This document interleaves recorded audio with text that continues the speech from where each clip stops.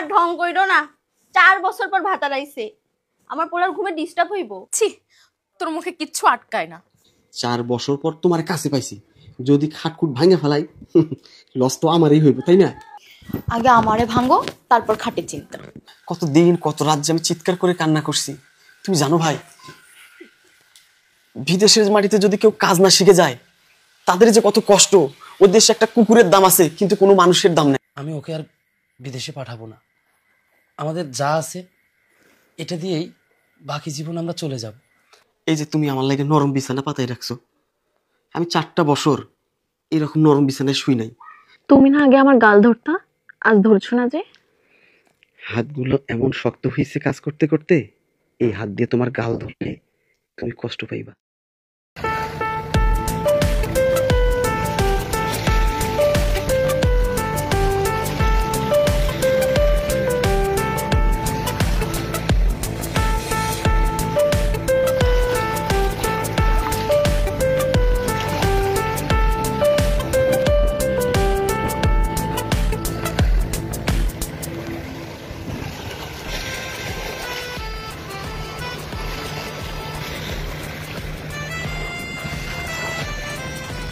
আয় আয় ভাই আয়।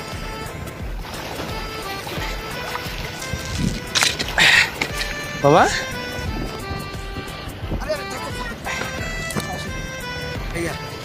এই ভাই আমার, কেমন আছিস তুই? আমি ভালো আছি ভাই। একদম শুকাই গেছিস, কত বছর পর তোর সাথে দেখা। আরে বিদেশ, অনেক তো জানি করে এই বিদেশের জন্যই তোকে ছাড়া আমি এতটা বছর ছিলাম। এই দেখ আমাদের সময় অনেক বড় হয়ে গেছে।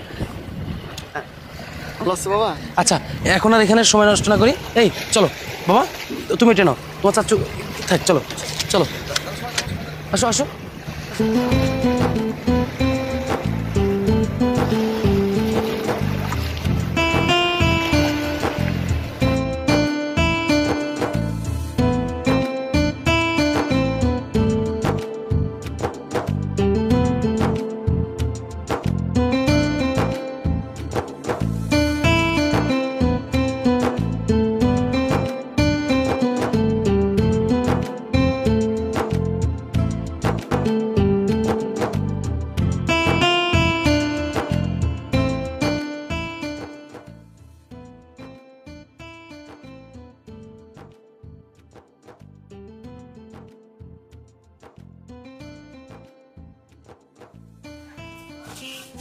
চল চল। ভাইয়া এটা কি হয়ে গেল ভাইয়া? শেষ বিদায়ের সময় বাবাকে দেখতে পারলাম না। মানুষটা কত কষ্ট করে আমাদের লেখাপড়া করালো, মারা যাওয়ার পর অত আদর যত্ন করে আমাদেরকে মানুষ করলো, অত সই প্রবাসের জন্য বাবাকে শেষ সময় দেখতে পারলাম না। আরে পাগল, সবারই তো একদিন যাওয়া লাগবে, তাই না? তুই এত জার্নি করে আসছিস, দুঃখ করিস না ভাই, চল বাসায় চল। আজকে যদি আমি বিদেশে না থাকতাম, আমি হয়তো আমার বাবাকে শেষ দেখাটা দেখতে পারতাম না। এটা আমাদের নিয়তি রে। কোনো মানুষ পৃথিবীতে আজীবন থাকবে না, সবাইকেই চলে যেতে হবে।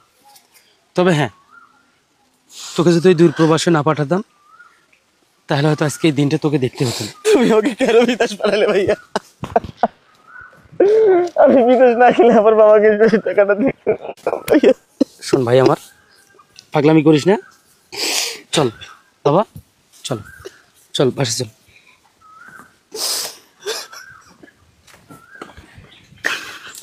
আচ্ছা ভাই, মেয়েদিরে দেখি না, ওর দোকানটাও তো নাই। কোন মেহেদি? তোর ওই বন্ধু মেহেদির কথা বলছিস? আরে ও তো এখন বিশাল কারবার, ও তো এখানকার দোকান বাদ দিছে। শহরের মধ্যে ওর এখন 3টে দোকান, প্রচন্ড বেচা কিনা, আর এখন মেহেদির অনেক টাকা। শোন, তুই যে দেশে আসছিস এটা হয়তো এখনো জানে নাই, জানলে তোর সঙ্গে দেখা করতে আসতো। চিন্তা করিস না, কালকে আমি ওকে ফোন দিয়ে দেবো, ও তোর সঙ্গে দেখা করে যাবে। ভাই এই জায়গায় তো আমার কষ্ট, তোমাদের আমি কত হাতে ধরেছি, পায়ে পড়েছি। ভাই আমার একটা ব্যবসা করার জন্য টাকা দাও, তোমরা দিলা না। তখন যদি আমার তোমরা ব্যবসা করার জন্য কিছু টাকা দিতা, আজকে মেয়েদের মতো আমারও 2-3টা দোকান থাকতো।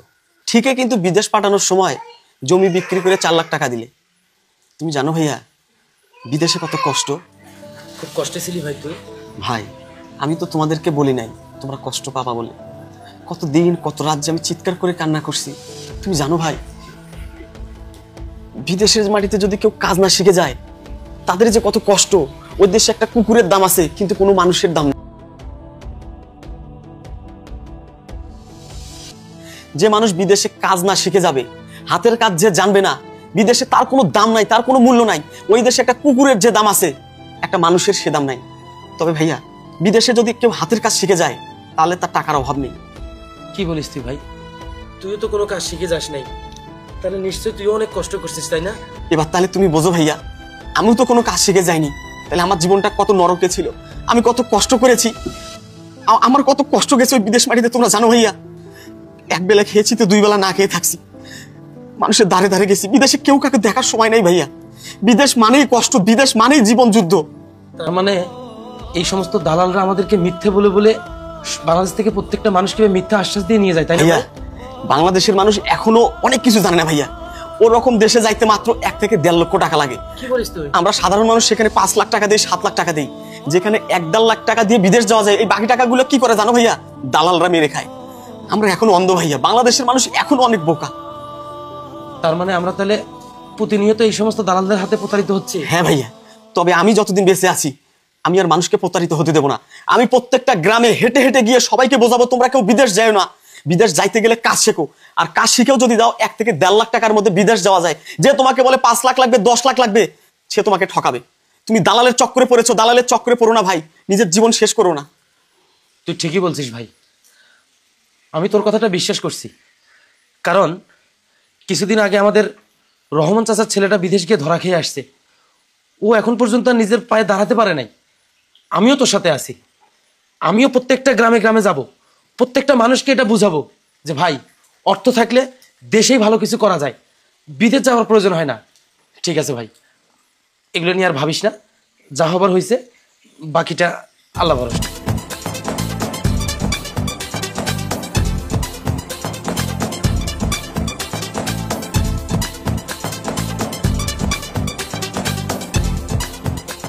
হ্যাঁ ভাইয়া, আমি আর বিদেশ যাবো না ভাইয়া, আমি দেশেই কাজ করবো ভাইয়া। ভাইয়া অবশ্যই আমরা গ্রামে গ্রামে যাব, প্রত্যেকটা মানুষের দ্বারে দ্বারে যাবো, সবাইকে বুঝাবো কেউ যেন বিদেশে না যায়, দেশেই যেন তারা কর্ম করে, দেশেই যেন তারা কর্ম করে খায়। ঠিক আছে ভাইয়া? ঠিকই বলছিস ভাইয়া তুমি তাহলে থাকো, আমি একটু আসি। হ্যাঁ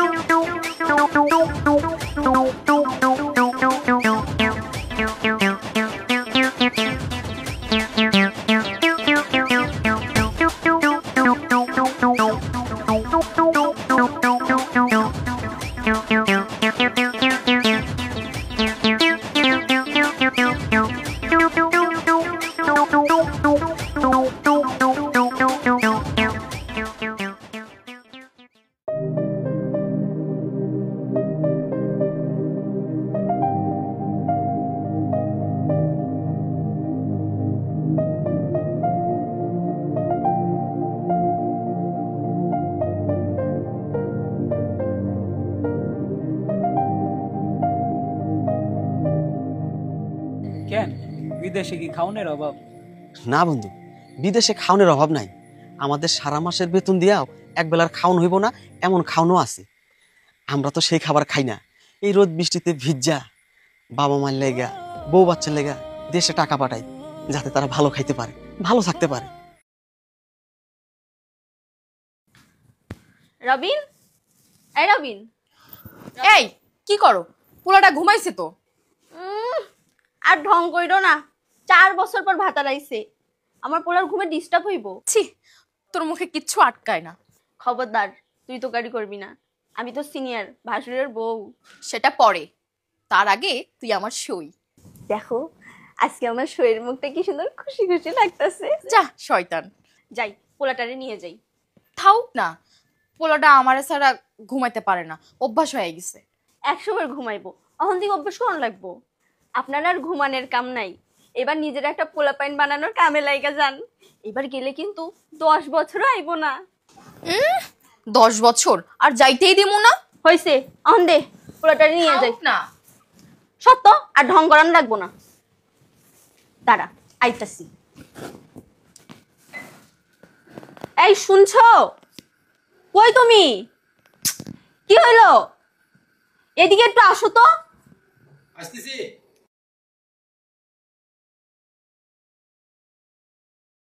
এই এই কাপড় পরে সারাদিন কত কাজ কাম করলি, রান্না বাড়ি করলি, এবার যা কাপড়টা একটু চেঞ্জ কর, একটু সাজুগুজু কর। আমার দেবরের কাছে এইভাবেই যাবি নাকি? হারামজাদি।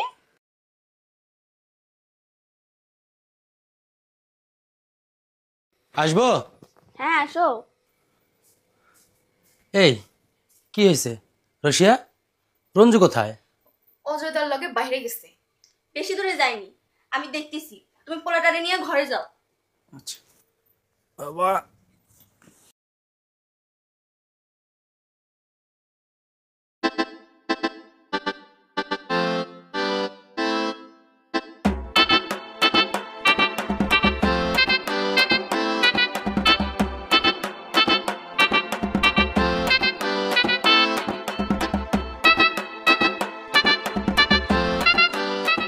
বুঝছস? এই হলো বিষয়। রঞ্জু ভাই, রঞ্জু ভাই। এই যা, বাসা থেকে ভাবি ডাকতেছে। যা যা বাসায় যা, কালকে দেখা করবো না। আচ্ছা বন্ধু, তাহলে তুইও বাসায় যা, কালকে দেখা হবে। আচ্ছা ঠিক আছে, যা। আচ্ছা। হ্যাঁ ভাবি বলো। এই তোমার কি কাণ্ড জ্ঞান বলতে কিচ্ছু নাই? এতদিন পর দেশে আসছো, কই একটু বউকে সময় দিবা, তা না করে আড্ডা মারতিছো বন্ধুর সঙ্গে। সরি ভাবি, সরি, একদম সরি। আচ্ছা ঠিক আছে, চলো। বেচারি কতক্ষণ ধরে সেজেগুজে বসে আচ্ছা বাবা, ভুল হয়েছে, চলো তো। আসো। চলো। আরে চলো।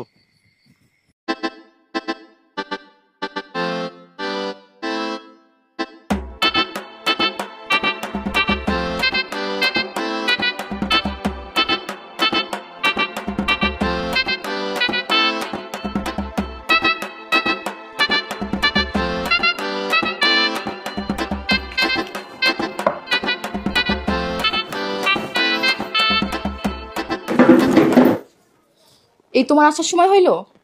আই সেই যদি দরজা দিয়ে বউ নিয়ে শুয়ে থাকি, মাইসে কইব কি? এটা তুমি বুঝো না? আমি বলছি বউ নিয়ে শুয়ে থাকতে, একটু আশেপাশে ঘুরঘুর করলে তো শান্তি পাইতাম। সারা রাত ঘুরঘুর কইরা পোষাই দিই মনে। থাক, অহন আর আল্লাহ দায়িত্ব হইব না। আসেন শুয়ে একটু রেস্ট নেই। তুমি আমারে নিচে একটা বিছনা কইরা দিবা? নিচে বিছনা কেন? খাটের মধ্যে কমতি কি? 4 বছর পর তোমার কাছে পাইছি, যদি খাটকুট ভাঙে ফেলাই লস তো আমারই হইব, তাই না? আগে আমারে ভাঙ্গো, তারপর খাটের চিন্তা। রশিয়া, আসলে বিষয়টা সেটা না। এই যে তুমি আমার লাগে নরম বিছানা পাতাই রাখছো, আমি 4টা বছর এরকম নরম বিছানায় শুই নাই। আজকে নরম বিছানায় শুলে আমার ঘুম হইব না। তাহলে কি আমিও তোমার লগে ঘুমাবো না? তুমি কি আমার ছাড়া ঘুমাইতে পারবা?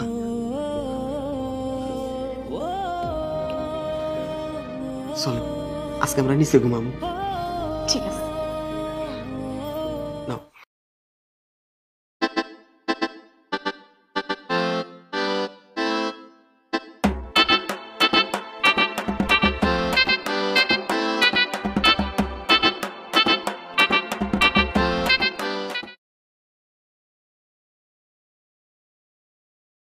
রশিয়া, আর পা টিপতে হবে না, কাছে আসো।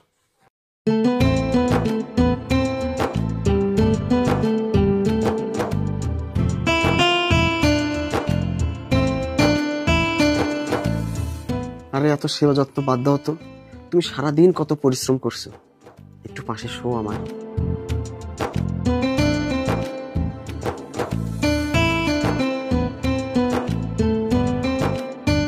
তুমি না আগে আমার গাল ধরতা, আজ ধরছো না যে? হাতগুলো এমন শক্ত হয়েছে কাজ করতে করতে, এই হাত দিয়ে তোমার গাল ধরলে তুমি কষ্ট পাইবা। বিদেশে তোমার অনেক কষ্ট হয়েছে তাই না? পরিশ্রমে বেটা মানুষের কষ্ট কিসের? আরে কষ্ট তো তোমাদের ছাইরা, পরিবার ছাইরা যারা ওই প্রবাসে থাকে তারাই বোঝে কষ্ট কত প্রকার। ওরা হারে হারে টের পায় কষ্ট কারে কয়। মানুষ যে বিদেশ করে বড় বড় চাকরি করে, অনেক টাকা কামায়। সেইটা কাজ জানা লোকের বেলায়, তুমিও তো অনেক কাজ জানো। এরকম কাজ না। যে যে দেশে যাইতে চায় যাওয়ার আগে ওই দেশের ভাষা শেখা অনেক জরুরি।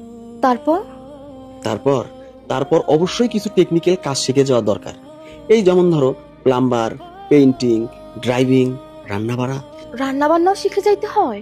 অবশ্যই, রান্না বান্না অনেক বিরাট ব্যাপার। এদের অনেক বড় বড় কোর্স হয়, আর এদেরকে শেফ বলে। এরা অনেক টাকা বেতন পায়, এই শেফদের অনেক দাম। থাক, তোমার আর কাজ শেখা লাগবে না। হব, আমি আর বিদেশ যাবো না। বিদেশ যাওয়ার আগে মানুষ যেন সঠিক তথ্য পায়, আমি সেই রকম একটা ট্রেনিং সেন্টার খুলবো, যাতে মানুষ সঠিক তথ্য নিয়ে বিদেশ যাইতে পারে। সুন্দর পরিকল্পনা, আমিও থাকবো তোমার লগে। নিবা না আমারে? অবশ্যই নিব, এটা তো খুবই ভালো কথা।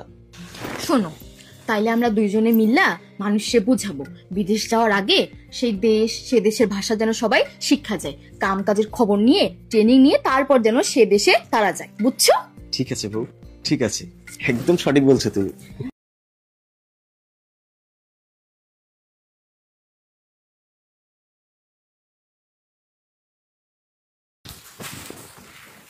ভাইয়া, এই ভাইয়া, এদিকে আসো। আরে এদিকে আসো।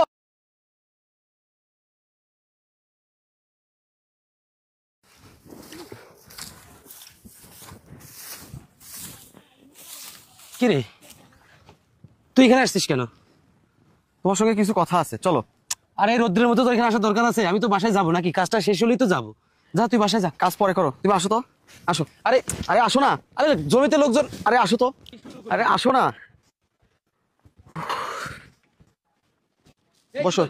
আরে ওখানে বসিস কেন? এখানে কাদা ময়লা কত কিছু আছে, এখানে বসার দরকার নেই। ভাই, এই বিদেশে যে কাদা মাটি রোদ কিভাবে যে জীবন পার করছি ভাই, এটা তো আমি জানি।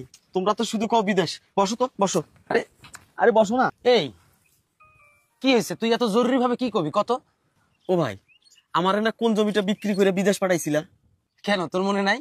ওই যে রাস্তার পাশে যে বিল্ডিং হইতাছে, ওই জমিটা। কেন, কি হয়েছে? ওই যে রাস্তার ধারে যে জমিটা, হ্যাঁ ওই যে বিল্ডিং উঠতেছে যে, হ্যাঁ ওই জমিটা। হ্যাঁ। কয় টাকা বেচছিলা ভাই? কেন তোর মনে নাই?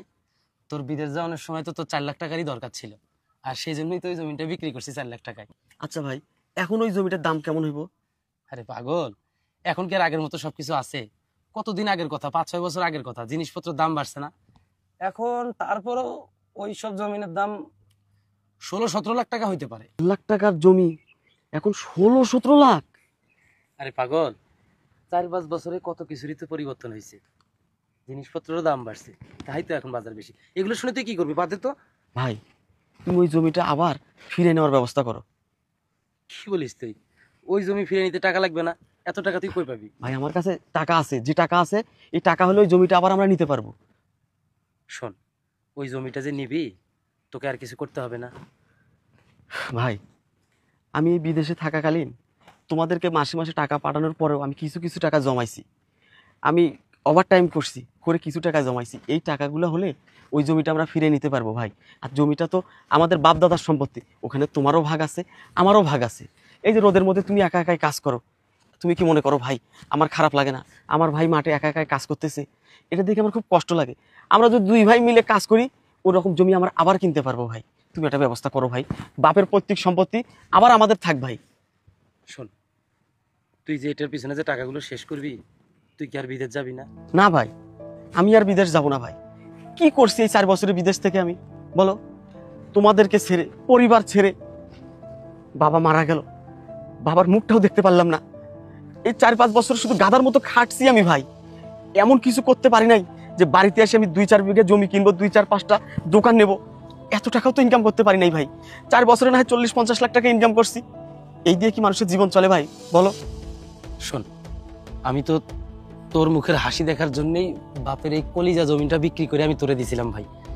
ঠিক আছে, তুই যেহেতু বলতিছিস, আমি চেষ্টা করব, দেখি ওইটা আবার রাখা যায় কিনা। ভাই, আমি চেষ্টা করব। তুমি চেষ্টা করো ভাই। আমার ভাই এই রোদের মধ্যে কাজ করে, এটা আমার সয় না ভাই। তুমি আমার জন্য কত কষ্ট করো, আমার জন্য কত ত্যাগ স্বীকার করো। নিজের ভাগের জমি বিক্রি করে আমাকে বিদেশ পাঠাইছো ভাই। আমি বুঝি না? আমি সব বুঝি ভাই। তোমাদের ছাড়া থাকতে আমার খুব কষ্ট হয় ভাই। কষ্টটা আমার সার্থক হতো যদি আমি সেখানে লাখ লাখ টাকা ইনকাম করতাম, কোটি টাকা ইনকাম করতাম, তাহলে না হয় সেটা সম্ভব ছিল। দিন শেষে দেশে থেকে যে ইনকাম হয় ওই প্রবাসে গিয়ে সেই টাকা ইনকাম করি, তাহলে আমি কেন তোমাদের ছাড়া থাকবো ভাই? তোমার কথা মনে হলে আমার রাতে ঘুম আসে না ভাই।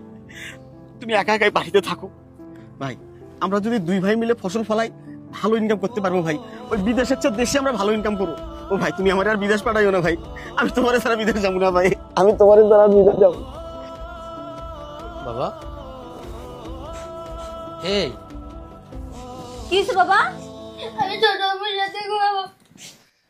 আজকে একটু বাবার সঙ্গে ঘুমাও না বাবা, আমার খুব ইচ্ছে করছে তোমার সঙ্গে ঘুমাইতে। না না না, ছোট আম্মুর সাথে ঘুমাবো। ছোট আম্মুর খুব জ্বর। তাহলে আমি একটু দেখে আসি। না বাবা, ওখানে গেলে তোমারও জ্বর চলে আসবে। আসো আসো বাবা, আসো। মা তোমাকে ঘুম পাড়িয়ে দিই। পারুল, বলো। আজকে নিজেকে খুব অপরাধী মনে হচ্ছে। কেন? রঞ্জু যখন বাড়িতে আসলো, ও বাবার কবরের পাশে দাঁড়িয়ে অনেক কান্নাকাটি করছে জানো। ও বারবার বলতেছে আমি প্রবাসে যাওয়ার কারণেই বাবার শেষ দেখাটাও দেখতে পারিনি। কথাগুলো শুনে না আমার বুকটা কষ্টে ফেটে গেছে জানো। আমি যদি ওকে প্রবাসে না পাঠাতাম তাহলে হয়তো ও এই কথাগুলো বলতো না। এই কথাগুলো শোনার পরে না নিজের কাছে নিজেকে খুব অপরাধী মনে হচ্ছে জানো। তুমি তো জানতে না রঞ্জু বিদেশ যাওয়ার পর বাবা মারা যাবে, তাহলে তুমি নিজেকে কেন অপরাধী মনে করতেছো? বিষয়টা আসলে ওইটা না, আমি মনে হয় অনেক বড় ভুল করেছি। ওকে যদি আমি প্রবাসে না পাঠাতাম তাহলে ওর ভিতরে এই আক্ষেপটা তৈরি হতো না। আমি একটা সিদ্ধান্ত নিয়েছি জানো, আমি ওকে আর বিদেশে পাঠাবো না। আমাদের যা আছে এটা দিয়েই বাকি জীবন আমরা চলে যাব। আমরা দুইটা ভাই একসঙ্গে থাকবো, একসঙ্গে চলবো। কত মানুষ ছোট ভাই বড় ভাই কত আনন্দ করে তুমি জানো। শুধুমাত্র এই প্রবাসের কারণে আমি আমার ভাইটারে কতই না কষ্টে রাখছিলাম।